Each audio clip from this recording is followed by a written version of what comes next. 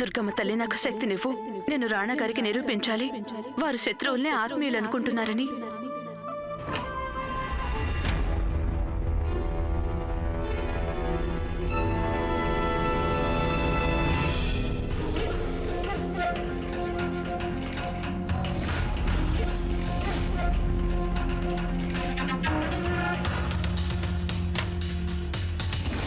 నిన్ను చూస్తుంటే పాపమనిపిస్తోంది గాయత్రి.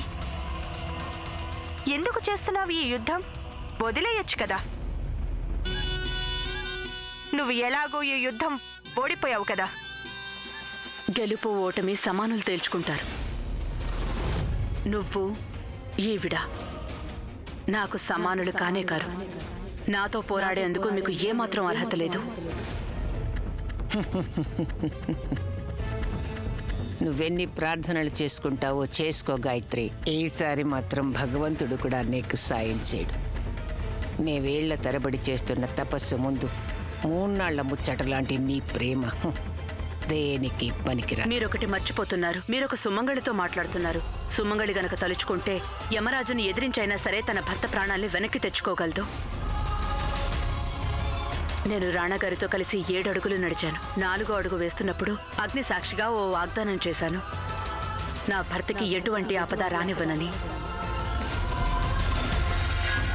రాణాగారికి హాని తలబెట్టే ముందు మీరు నా మృతదేహాన్ని దాటి వెళ్లాల్సి ఉంటుంది. నీ మనసులోని కోరిక తప్పక పూర్తవుతుంది గాయత్రి. మరో 2 రోజుల్లో పౌర్ణమి వస్తోంది. ఆ రోజు మేము పెదరాణియమ్మ ప్రతిజ్ఞ చేసి చెప్తున్నాం, మిమ్మల్ని చితిపై పడుకోబెట్టి తీరుతాం. చూస్తూ ఉండండి. మీరేం చేసుకుంటారో చేసుకోండి. రాణా గారికి నిజమేంటో తెలిసేదాకా నేను ప్రాణం వదలను. సులక్షణ అసలు రూపం ఏంటో అందరికీ తెలిసి తీరుతుంది. మీరంటున్న పౌర్ణమ రాత్రికే కారు మేఘాలు చెదిరిపోతాయి. అసలు నిజం అందరి ముందుకి వస్తుంది. గుర్తుంచుకోండి. అది చూద్దాం.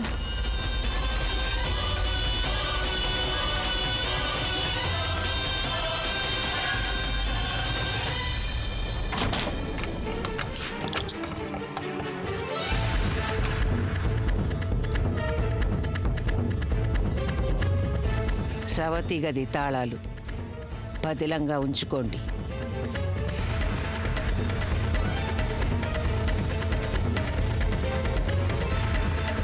పెద్ద పెద్ద దగాకోరులను చూశాను కానీ మీలాంటి వారిని ఎక్కడా చూడలేదు. కృతనిశ్చయం ఉంటే ఆటగాళ్లు పనికిరాని పావులతో కూడా పందెం గెలుస్తారు. గాయత్రి భార్య అయ్యుండి కూడా రాణా గారిని నమ్మించలేకపోయింది. కానీ మేము సొంత నానమ్మ కాకపోయినా గెలిచేశాం.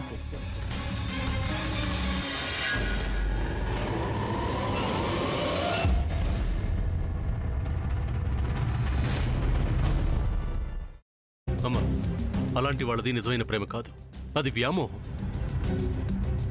ఎగ్జాక్ట్లీ చిన్నత్త. నిజంగా ప్రేమించుకున్న వాళ్ళు అలా చేయరు. ఎంత మనసు విరిగిపోతే కన్న కూతుర్ని పట్టుకొని మా దృష్టిలో చచ్చిపోయా ఉంటుందా తల్లి? అది సరే అమ్మా, తన కూతురుతో తన మాట అనేటప్పుడు ఆమె మాటల్లో వ్యథ, కళ్ళల్లో బాధ గమనించావమ్మా? పెద్దబాబుకు బర్త్డే విషెస్ చెప్పు కూడా వెళ్ళాం కదా. ఊరికే ఎలా కాలిపోతుంది? మంట పెడితేనో పడితేనో తగలబడుతుంది.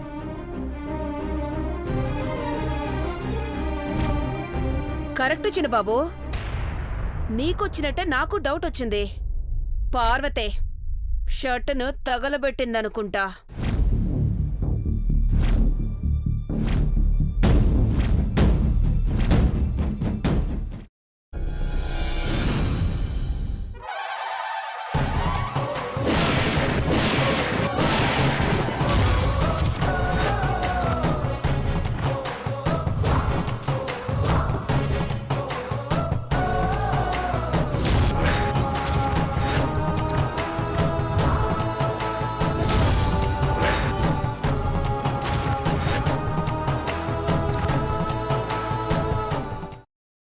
తర్వాత పొట్టు తీసేసి చాప్ చేసి పక్కన పెట్టుకోవాలి.